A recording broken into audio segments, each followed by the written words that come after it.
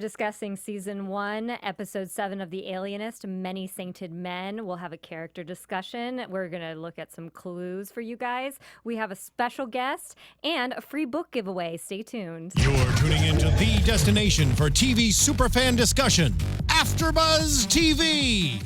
And now, let the buzz begin. Hi, Alienist fans. I am your host, Jacque Borowski. With me, as usual, are Takira and Candi. And we have our special guest, Robert Wisdom, with us. How you doing? Yes. He plays Cyrus. Yes. He plays Cyrus. And the crowd goes wild. Hey, guys. Calm down. Our other host, Alice, is hiking Mount Kilimanjaro right now. Wow. So we are saying hello to her from here inside the studio. Yes. Take lots of pictures and video. So excited to be back, guys. Sorry I missed you last week. I was out traveling the world as well. This is Miss Candi Marie, and you can find me on Instagram at Miss Candi Marie and on Twitter at Sweet Candor TV. And I'm Takira Shabrae. You can find me on Instagram at Takira_Shabrae. And newly to Twitter, I'm working on it at Takira_Shabrae. And Robert's on Twitter as well. I love your Twitter. Yeah, it's a lot of fun. It's a little too absorbing sometimes. I like it. Yeah. I like it. I feel smarter after reading it. Well, oof. Thank you.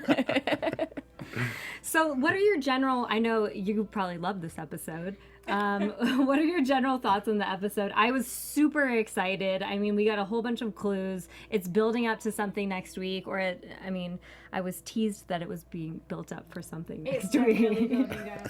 I didn't say nothing. That was my prediction. What was your prediction? That is building up to something. That it's building up to something. Yeah, definitely. Whole lot of somethings. I'm so excited. So let's get into, we start off with, you know what, I was going to start off with the riots, but I just remembered this fan, this is our fan of the week. We have a fan of the week segment. Mauve11, she noticed that the corpse's legs from the beginning of the episode, from the end of last episode, were placed in the signal from Stevie. So Yes, the crushed killer, to yeah, so we know that either that was the killer who was talking to Stevie or the killer was watching Stevie. So I just, like, that blew my mind. I didn't even realize that that's what had happened. Right. So kudos to you, Mob11, for noticing that. Wow.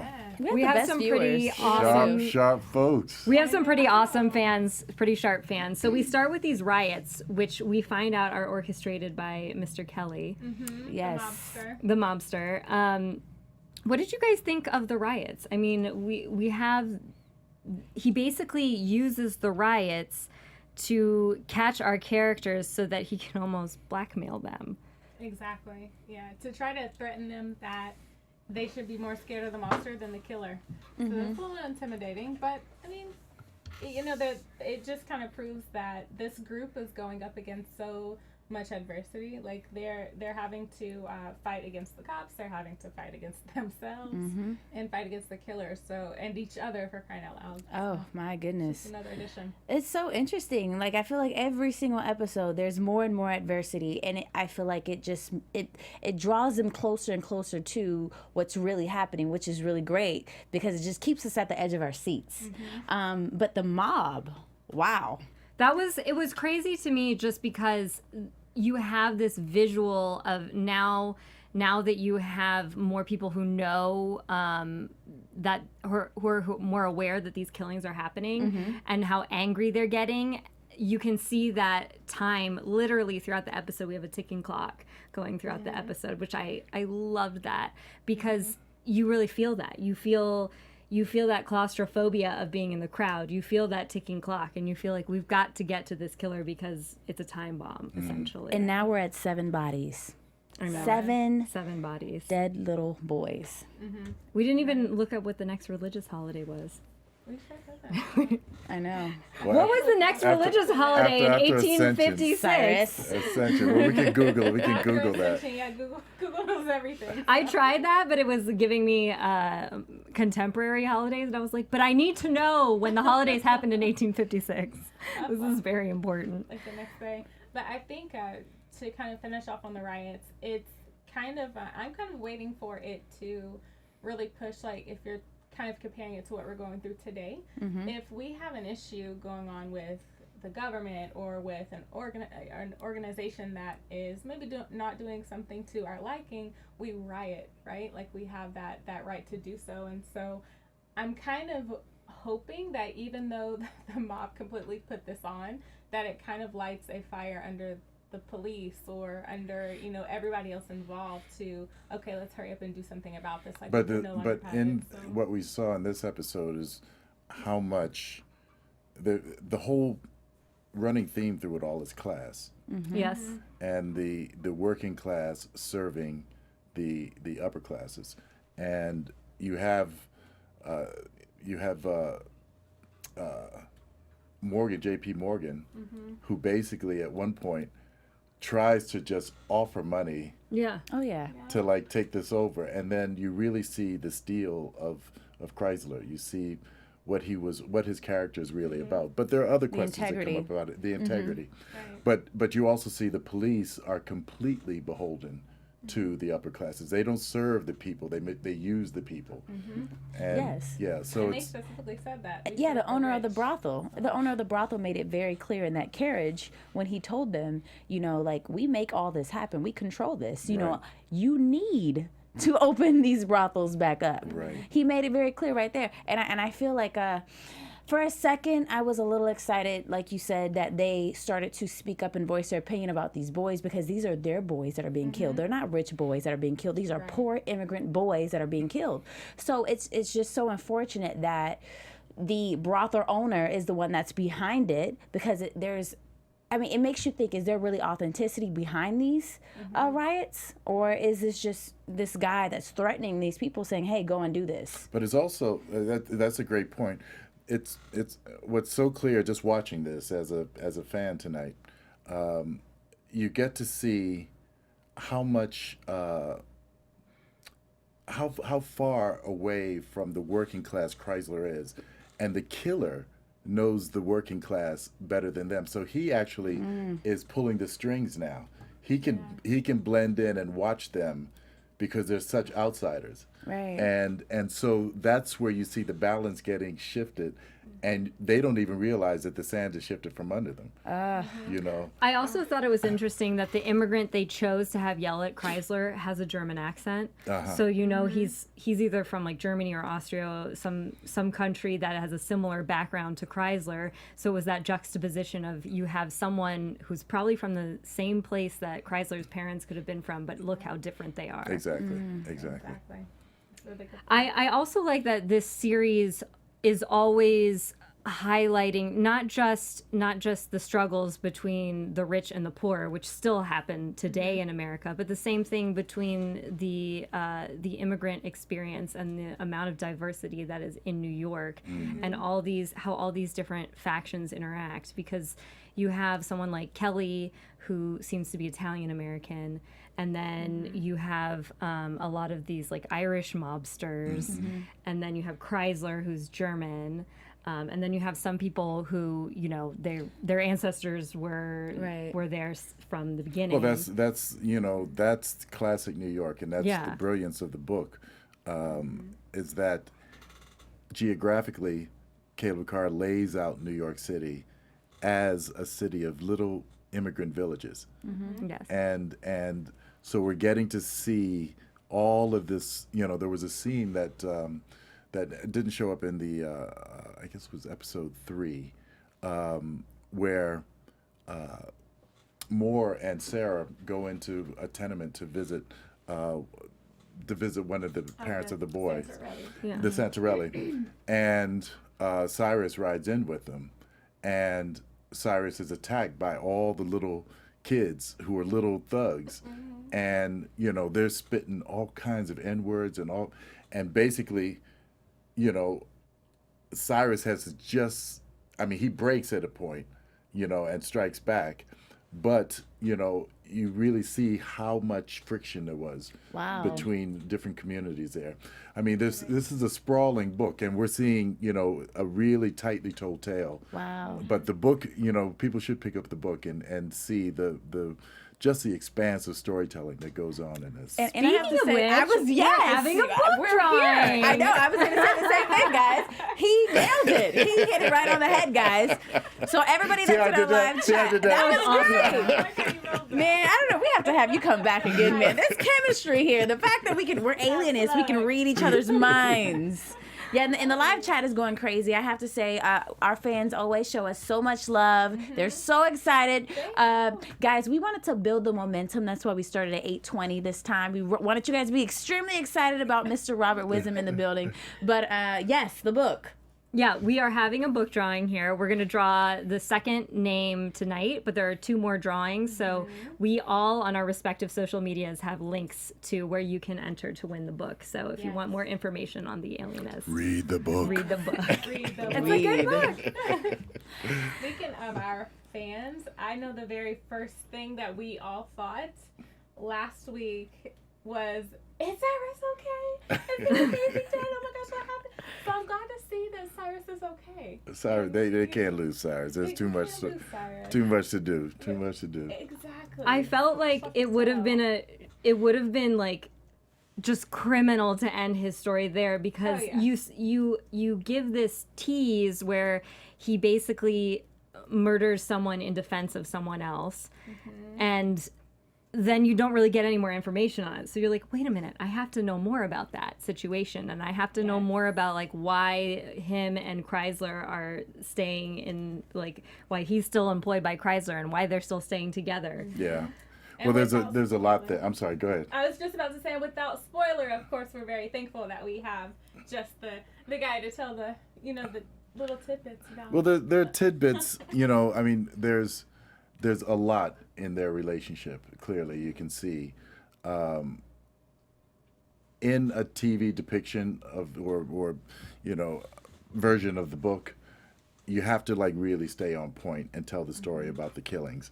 So we don't really get all that revealed, but we'll see if next year comes around, and then you see a whole other range of stuff that comes out about these characters. I mean, I think it's really amazing to watch Stevie's story.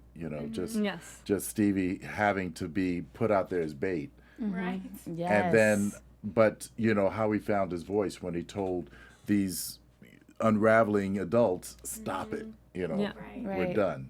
And so you see, the character growing. You see Chrysler growing. I mean, y'all will talk about the story, but there's so much that happened tonight.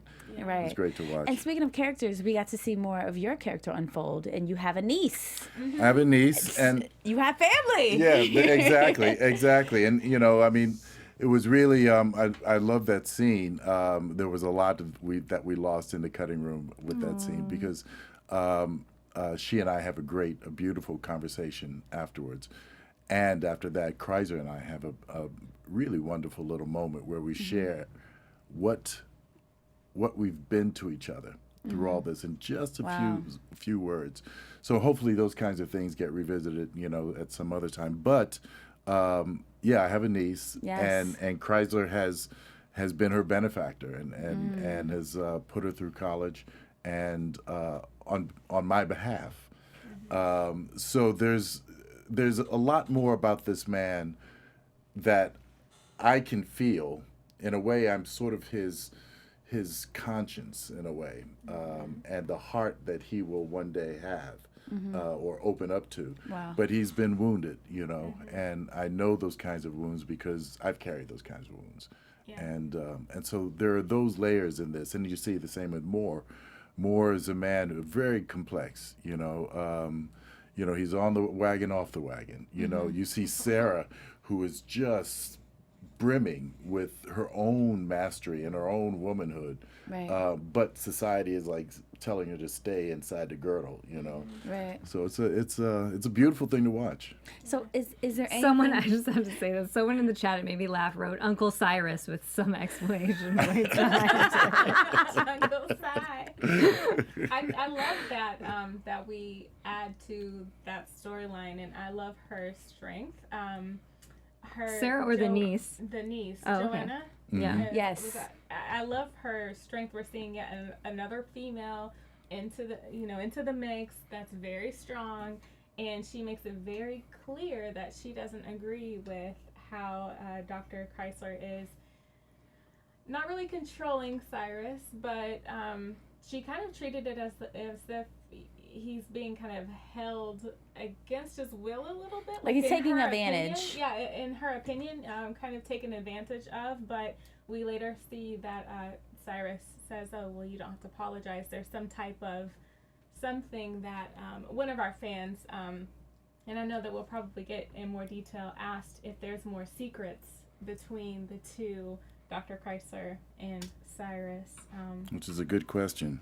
Yes. Yes. But yeah, I mean, she basically, Chrysler has blind spots, like which we all do, and this is, for instance, there's racism and then there's blind spots, and there are people who just don't see how their actions are actually mistreating somebody, even though they're doing it with good heart, But in fact, it's like, yeah, but you're making them sleep in a barn, And it's like, what is that about, But I'm giving a place to sleep, and it's that kind of thing. I feel like that happens, though, in a lot of, like, employer-employee relationships where you're like, I think I'm doing this nice thing for this person, and then you're like, okay, but really take a look at this person's life, and you want to make sure you really are doing the right thing for this person. And that's why I appreciated what the niece said, because even though Cyrus and Chrysler may be friends and maybe beholden to each other in like an emotional way, she wanted to stand up for her uncle and say, you know what, like, as his employer, you should treat him like better. Treat him like a man. Yeah. Right. Treat him like you want to be treated. And I noticed that he started to make changes. And like that's That's Right. where he That's started the key. changing. And I have to shout out the niece. She's also a friend of mine, a personal friend of mine. I'm very, very proud of her. Her Right name on. is Brittany Bachelder. Very, very, very proud of her. But I want to add to the conversation. I had to shout that out really quickly, guys. You have No, to show, she's have to show your fantastic. friend. Yeah, yeah. Extremely talented. I agree with you 100%. I feel like she felt like she needed to be his mouthpiece and say the things that maybe he didn't feel comfortable saying, or maybe he didn't know how to say. Because if you think about it, how many black people have we seen in this series so far?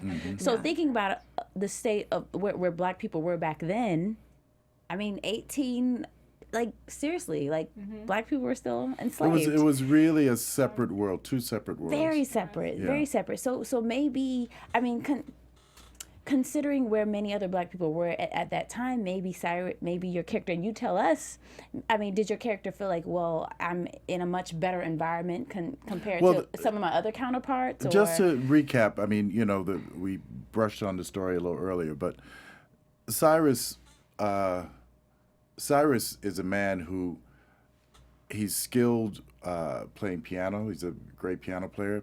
He sings opera.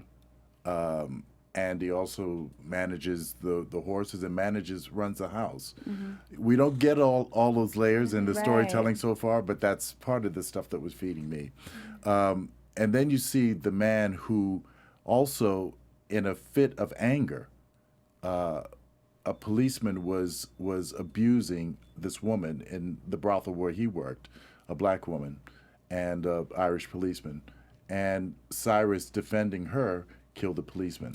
Okay. And so that's what led the him. murder. That was the murder, and in that murder that he describes in, I guess, episode 3 or whatever, he describes what he felt about that, and then he goes to trial, and then Chrysler comes in as an expert witness, and that's where their relationship begins. He saves his life, so he goes into he says, instead of killing him, let him live with me, let him come into my house. And that's where the relationship, starts. So it's one that's always finding itself as growing. There was mistrust, there's trust, there's mistrust, there's trust. There's all of these layers. And he also has Stevie, and he also has Mary in the house. And so that's a whole story, a universe. They're their own family. In Chrysler's world that we can learn more about. But you're right. It's to be made clear that he's in a house of a different class, and he's just happy being there because he could be someplace else, On the streets. or dead. Or dead, yeah. Yes. Well, I want to give a plug really quickly to Maria Menounos, who is the founder of AFTERBUZZ TV. Do you want to have fun and learn and grow in all areas of your life? For those who do, I have a podcast for you. It's called Conversations with Maria Menounos. The podcast edition is hosted by our AFTERBUZZ TV founder, Maria Menounos, and drops every Friday on iTunes. Conversations with Maria Menounos features celebrity and influencer interviews, along with secrets and tips on how to be better in all aspects of life, from health and wellness to career and relationships, finances, and more. Let our Maria be the big sister you never had. Go to iTunes and subscribe to Conversations with Maria for free. Be sure to rate and comment, and when you do, let Maria know it was us who got you there. So Conversations with Maria Menounos, our podcast edition, please check it out. Now everybody go buzz. Buzz. Have you been here before? No. Because we do that. You do that? Oh, really? We need to make Cyrus our 5th panelist. Seriously, you are on it, Cyrus. I'm sorry, Robert. We keep calling this guy Cyrus. This is Robert. Robert. Sorry, we've been watching this for so many weeks. We're just like so immersed, and that's all. Sometimes. That's all good. These characters, I was calling them the Scooby Game, like the Scooby Doo group, or like because they are a team. Like all these characters are a team, and I find it interesting that you're talking about Cyrus's background, and all these people have these different backgrounds, and they're learning and they're growing. But they all have something like that wounded them or damaged them, and they're helping each other out to kind of become better, like deal with their problems. Exactly. Yeah. And nobody can do it alone. Yeah. Yeah. Even though Chrysler seems to be the only one trying to He do tries. it alone. He swears he's the smartest guy in the room. I know. Yeah. Well, I mean, we kind of have to give it to him a little bit. I mean, Dr. Chrysler has kind of called things that not a lot of people saw or thought. Like, he was the first one to say that it was not Willem, which we now know. Poor Willem. I mean, like, I don't really feel that bad for Willem. Okay, we all have a problem. The man was creepy to begin with. Right. But I mean, yeah, you're right. I was gonna try and make some sense out of it. You can't go there. Right. Yeah, Poor Willem. Silver teeth. Yeah. No. It even felt horrible come out of my mouth to say poor Willem. But yeah, he was the first one to call it. And some of our fans, I mean, you guys called it that it was not Willem, and we now unfortunately figured out that we do have some fans suggesting that it's Chrysler, and I feel like Wait, we have fans suggesting that it's Chrysler, and I feel like that's look another. at you guys right now. I know. I feel like that's another red herring though, because in this episode they do seem to make a big effort to make Chrysler seem extra creepy because when he's does like Chrysler have time to murder these boys? Please good, tell Candi. me. You use logic, and I like that about you. When does he have time? Like, seriously, he's lashing out at everybody. Him and Mary about to get it in, I hope. It's just so much going on. He doesn't have, come on, guys. Like, we have to do better. You're alienists. Come on, guys. But I do have to say that he did stab the dead corpse, body. yeah. And then when he's in the back of the paddy wagon with Moore, he's like, they chloroformed you. And you're like, but then what are you doing here? Right. It's like, it's all very nebulous. And then that scene with Mary did get a little creepy before they kissed. You were like, what's happening here? Because he's like, go get the And I actually food. told... Oh, wait. I actually told you that off air, off air before I was like, their relationship is annoying. Well, to me. that's Pisses really me interesting, and I'd like to hear more why you felt that moment was creepy about in the invitation to eat together. I think I'm because curious. I think it has to do with the things that have happened in this episode and the last episode to make like me. I don't personally think that Chrysler is the killer, but I do feel like they're implicating him in some way. No, I see that, but I was about to say to get like that moment that is like, I kind of see where you're coming from there, just because we kind of see from the last couple of episodes that Dr. Chrysler gets this really intimate passion about him when it comes to violence. Like when he slaps Sarah. He slaps her when he's in that cell with a gentleman that's so close to could literally take his life. I mean, it was like some type of passion, like kind of awakens him or kind of turns him on in a weird way. Yeah. And so I think I kind of got a little uncomfortable when they it was like this, are they about to kiss kind of thing? And then in my mind, honestly, when they almost started kissing, I thought that there's just going to be some Like, But you can't be a normal alienist. Like, in order to be able for your mind to work that way, where you can think past the average person, you have to be weird. Like, you have to be. It's true though. I mean, you have to be. I mean, and I think that's it. I mean, that's the key point. He thinks like the killers. Yeah. And so his behavior, I mean, as they say, you know, in the world of the cops and the killers, there's just a uniform that's a difference, you know, because you know, and so between the killer and the one chasing it, there's just a real thin wall. So when you see him, he was trying to see what it's like to pierce flesh. With and Why what is it that an is. addiction for this killer? Like, why is Why he doing why it does over he do? and over Why again? does he? What is it? What the satisfies the gratification?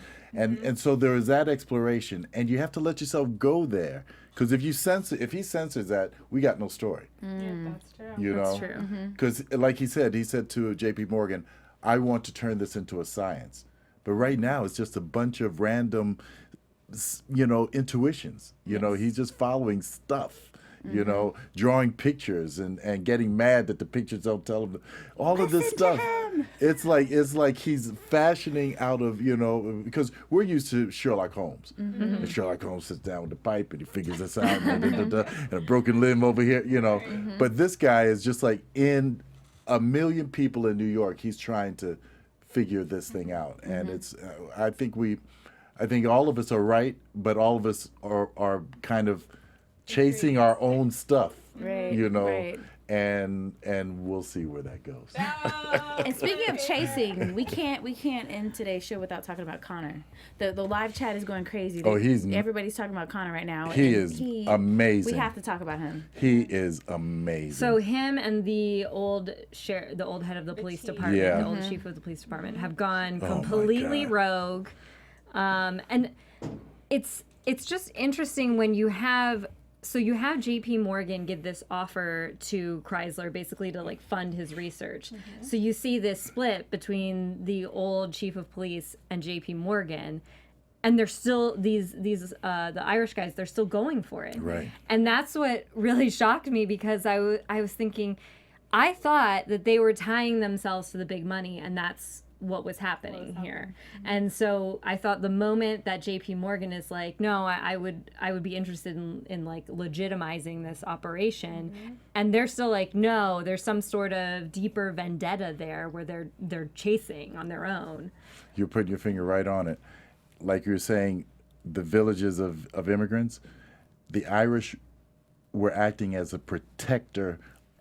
They couldn't be bought. Their job is to protect those above them. And they would do it at any cost. And they really believed that it was their job to protect all of the high and mighty in the town, or the whole city would fall apart.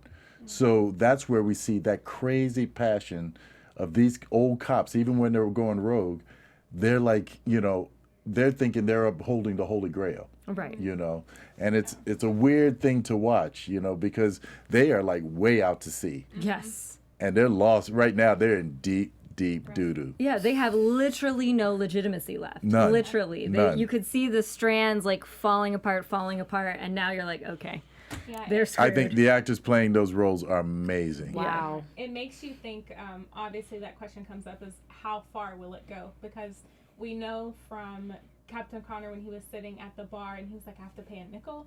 You know, then in this episode we learned that, you know, J.P. Morgan and the chief said, you know, the chief said we take care of them so that they in return can take care of us and keep us higher than the filth that's around us. So I mean, if Captain Connor, I guess ex-Captain Connor, thinks for a moment that his title or his class will be kind of taken away from him, snatched away from him, how far will he go? Exactly. And clearly we know. Well, And Chrysler is a threat. Yeah, yeah. Chrysler's a And he's direct already threat. killed Willem. Poor Right. Willem. I know. Who is a Van Bergen. Right. And he's telling his aide, hey, use something stronger next time. Like, don't come with no chloroform. Yeah, don't come with no chloroform. And then you're like, well, what the heck back then? What's wrong with the chloroform? I mean, like, other than a gun, obviously he likes the gun. Yeah. We saw that he likes the gun. And we end on that cliffhanger with not knowing. Moore always gets himself into these situations always. where you're like, and he does it to dude, himself. don't walk by yourself. Right? Don't do it anymore. Drunk. He's always drunk, getting beat up Right. And every single time. And we never know what actually happens. So,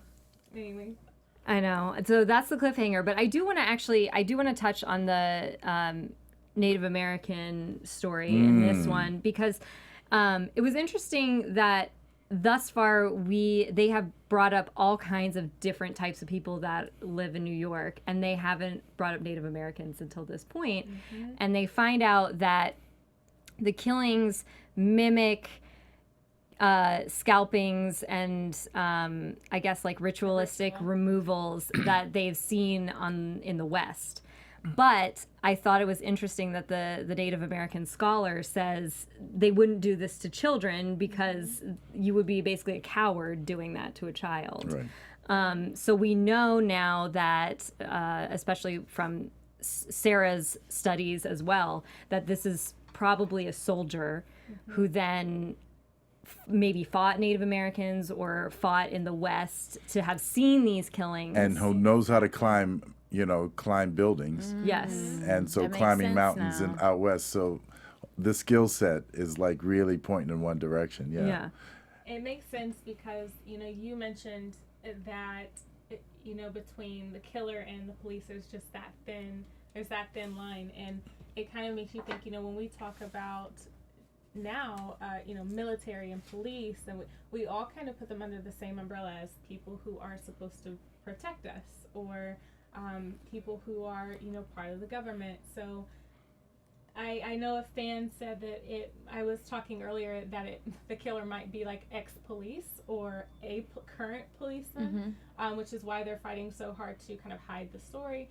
But it makes complete sense that it's a soldier because that's and to the me, training, that's a thin line. training. Somebody got the training. Yeah, exactly. So You know what's interesting, and this might be way off, guys. It's probably going to sound real crazy, but y'all know that I'm just crazy. I was thinking to myself, okay, so they talked about the soldiers from out West that were sent to that hospital, and then they talked about Rudolph Bunzel was released 6 years ago. So it started to make me think, they fought the Indians. Maybe the young boys that are dressed like girls remind them of the Indians. And that might be a little far-fetched, but that's a prediction that I have. And I thought about the long hair, and I thought about the Indians with the long hair, and, the type of clothing that they wear. And so I was thinking to myself, like, maybe, I don't know, a lot of people that have gone through, that type of, like, war and things like that, PTSD, it existed, but it just didn't have a name. So I don't know, maybe that's his way of seeking revenge, or I really don't know. Maybe it caused some type of mental issue, but I was thinking to myself, maybe there's a connection. Maybe these boys remind him of something that happened when he was in war, or maybe an Indian killed his son. I don't know. I'm just all over the place right now, but that's what I was thinking. And then you have, you have someone who is a devoted Catholic or Christian, and is following, so the profile is there's still pieces to pick up, Right. And I think we don't even know what to think about that frontier called the West. I mean, that's in 1895, that was still a big world. I mean, some cities were thriving where gold was and so forth, but basically, it was the wild West, and so someone coming back to New York out of that. that's a lot. That's a big trip, so, but we'll be, yeah. No spoilers. I did, before we get to our interview, I did want to, you said, Takira said that St. Elizabeth's was a real hospital and you found some information on it. Yes, it is a real Well, we know hospital. about it. Yeah. In D.C. Yeah. Yeah. Yeah, which is so crazy to me. They both, by the way, I don't know the street names, but the fact that you guys We're used to from live in D.C. this Yeah. Yeah, exactly. Yeah. street over, they're like, what, Georgia? And I know, I Georgia saw you Avenue. was from DC and I was like, yeah, that's awesome. Right. down to the block. But yes, so the hospital, as we kind of heard on the show, used to be called the Government Hospital for the Insane, and they changed the name to St. Elizabeth with respect for the soldiers. But there's a video online that gives you a tour of it, and can I add, the video is like from 2017. So the fact that this place is you can get a modern tour of it. You can get a modern tour, and it just shows that this show is so into detail. I mean, like, they pay attention to the details. If they throw something out there, people like us are like instantly on Google, like, oh my gosh, is it real? Clearly it is. So I mean, it's so fascinating cool. that well, DC plays a big role in a lot of Washington DC residents' lives to this day. Yeah. And that whole area is changing now, but you know, St. Elizabeth's still there. Yeah. And you're really big on history, just from, you know, my history, my research. I mean, is that something that you, like, when you heard about that piece of it, did it kind of, like, man, that's another great reason why I got into the show?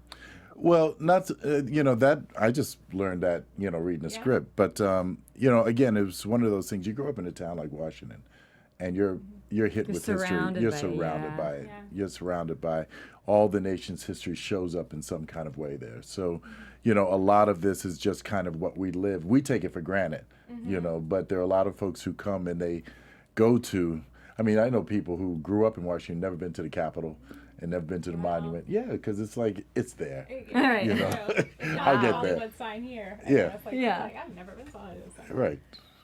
Interesting. Well, I'm kind of interested in this, like, interview. Can we, like, go ahead and just, like, dive on into this? Like, open up the Well, I guess you kind of answered this, but I was wondering, what appeals to you about Cyrus that is different from maybe any other character you played or other characters you've played? You know, I mean, every character is has its own stuff, right. You know, and in the case of Cyrus, I really felt a man who had such deep wounds and secrets, and someone who has actually taken a life. There was something about that. Yeah. There's something about redemption and finding redemption, and how you get lost in the journey to find redemption. You know, you can, once you take the life of somebody, it's easy to go back and do it again. Mm-hmm. You know, the second one is you know, and this, so it's a slippery slope. Mm-hmm. And that's kind of what I created for Cyrus, is that he was always trying to walk up a muddy hill. He was in a world where he didn't have any other people of his race around him. He was in a world where largely he was pretty much misunderstood, and he was looked past in a lot of cases. And we see that a lot. I mean, even in contemporary life, there's that issue of being invisible, and how you make yourself visible, and how you make yourself seen, and how you stand up in this world. So there were those hurdles that I had to create for myself to say, how was this man going to show up and be counted? And how was he going, you know, what did he have to put on the table? And how was he going to challenge these people who had such prejudice, even though they were progressive liberals? Right. You know, they had their own prejudice, and we could go back through. I could do a whole examination of you know, our relationships, but that to me was like, that would keep me in this ensemble. That's what kept me in the show, is I had to keep my fires like stoked up high, because we were living in the house, so we didn't really, until we got into the story of, you know, the killings, we were on the peripheral. So we had to kind of like, so I just kept secrets boiling up inside me, so that you would look and you say, that guy's, he's up, he knows something. Mm-hmm. We did. You know, and that's, you know, and so you can create the smell of richness, you know, in on the camera, you know. Mm-hmm. And those are the things that I just felt, all right, I got to go do this, you mm-hmm. know, I got to go and be, so anytime I was in the frame, it would be larger than life, you know. It would be, you ain't gonna miss them, you know. And so I think I appreciate where it's leading to. I think the story of Cyrus laid out as story will come in the next year's version. But I really think we're laying down the markers now. Right. Stevie laid it down. Oh, my dear Mary laid it down. And Cyrus laid his down. And I think they're going to be vehicles to tell the story in the next chapter. Very nice. Next chapter. Yes. It's so interesting. I don't know if there's going to be one, but I'm just talking about it. We're speaking into existence. Right, exactly. Right. There you go. Right. There you go. It's the secret. There you You're go. putting Talk about it. Manifest it. It's out there in the universe. You can't take it back. But do you feel like, and I mean, you really got into the head of Cyrus. Did you find yourself having anything in common with Cyrus? Yeah, I mean, I grew up I came of age in New York City in the 80s. We were ripping wild. So Cyrus lived, if you grow up in the brothels in New York in the 1800s, I kind of think it's kind of like, being in New York in the time of like, everything. So I used a lot of that. I used that kind of player thing, because that's who this man was until his spirit got broken, but he was a big player, and so that's what. So I remember what that was like when I was coming of age and feeling my stuff in New York. So you draw on that a lot, And there are characters that I've met. I've met, Renaissance men, and I've met pimps, and you kind of put them all together and you come with something. You see what comes up, and that's what I think he's a little bit of both. Does it perfectly. Very nice. Now, Cyrus is also a pianist, so he's a musician, and I heard you are a musician as well. Is that true? Wow, man, y'all did your work. I love music. Yeah, I really love music, and if I wasn't doing this other thing that I love, I would easily I would be off in it. But it was like a lot of fun. For this role, I had to learn to play piano, and Daniel and I. We had a thing. It didn't make it into the show, but we had to learn to play piano together. Aww. And we played a duet. That's cool. So yeah, I love piano. I love piano. I love string instruments. I love traveling to see music all over the world.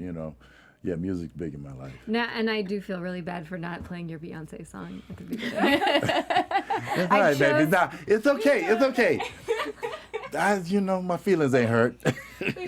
I chose a song from the episode, and someone here who loves music, and I couldn't honor that. I lost count of all of the instruments that you play. But when you say, I know I didn't make the show, and you were learning, what song were you guys? There's a whole very expanded classical version of Chopsticks. Which has layers and layers and layers. So we learned to play a four-handed version of Chopsticks. Aww. That's cool. So I hope that's there for like a DVD blooper. I hope so, because Daniel had to learn to play the French horn. So we played these duets together. Yeah, it was a lot of fun. We had a lot of fun with that. Cool. So music, are we going to see you in anything coming up musically, where you can, have acting and music in one? Yeah, we're going to do that. I've always wanted to play. There are a couple of people. Thelonious Monk has always been a hero of mine, and so that's kind of a dream that something I'm working on. Yeah, there's always and Paul Robeson was an opera singer. So there's this gonna happen. Okay. I saw that, I felt it in my soul. You felt it. I know you do. Soul. Before we went live, he was over here humming and said, okay. Was he really? Yeah. Oh, okay. It's for season 2. There's a musical episode. Right. Yes. From your lips to God's ear. All right, go ahead. Yeah. Tell them about it. We are alienists. I see. Y'all are like witches. You know what? You called it. You called it witches last time, like all of the hunting and stuff. Oh. Like Did I? Did I really? We know what we're talking about.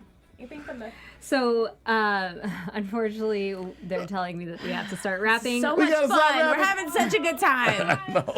But I do want to ask you one last question. If you could play like any character, no holds barred, fiction, real in history, who would you play? Or even what kind of character? It's a great question. That's a great question. You know, that's above my pay grade. You know, that's such a huge, when you snap it on like that, because, you know, what we're seeing now, we're at a really incredible moment where all the stories are going to get told. Yeah. So they can be fantasies or they can be realities and bios. What I do know, I don't know who the character is going to be, but I know my game is in a really beautiful place. And whatever that character comes in, it's going to blossom. You know, so so this I'll assure you, you'll see it when you know. I'm excited. Yeah, it'll happen. And you're on Ballers on HBO. I'm on Ballers on HBO, and I Yes. play this crazy ass father called Dennis, and it's a big time great show, and I love it. I love it. So Ballers check is him out on everything. that. Watch old Thank you. episodes of Y'all The are Wire. beautiful. I love it. So Yeah. much fun. Thank you for coming in. so For an much. extremely long time. We're gonna let you draw the winner of this week's book. All right, here we go. For a book. It's for a book. It's for a book. It's for a book. I'm digging deep. I'm digging deep. All right. Krista Williams. Krista Williams, you are the winner of a book. I will reach out to you. Reach out and touch somebody's There we hand. go. I was gonna have him sing out an intro, but he just read my mind. And you know what? We answered Madeline's question. She said, Robert, do you sing too? There you go, Madeline. There you go, girl. Thank you guys for joining us here on the Alienist After Show. We'll be back next week. I'm your host, Jackie B. We have Candi, Takira, Robert Wisdom with us today. Yes, guys. Check you guys out later. Take care. Thank you. Bye. From executive producers Maria Menounos, Kevin Undergaro, Phil Svitek, and the entire AfterBuzz TV staff, we would like to thank you for listening to the AfterBuzz TV network. To watch or listen to other after shows and post comments or questions, be sure to visit AfterBuzzTV.com. I'm Sir Richard Wentworth, and this has been a presentation of AfterBuzz TV. Buzz you later. The views expressed herein are those of the hosts only and do not necessarily reflect the views of AfterBuzz TV or its owners or principals.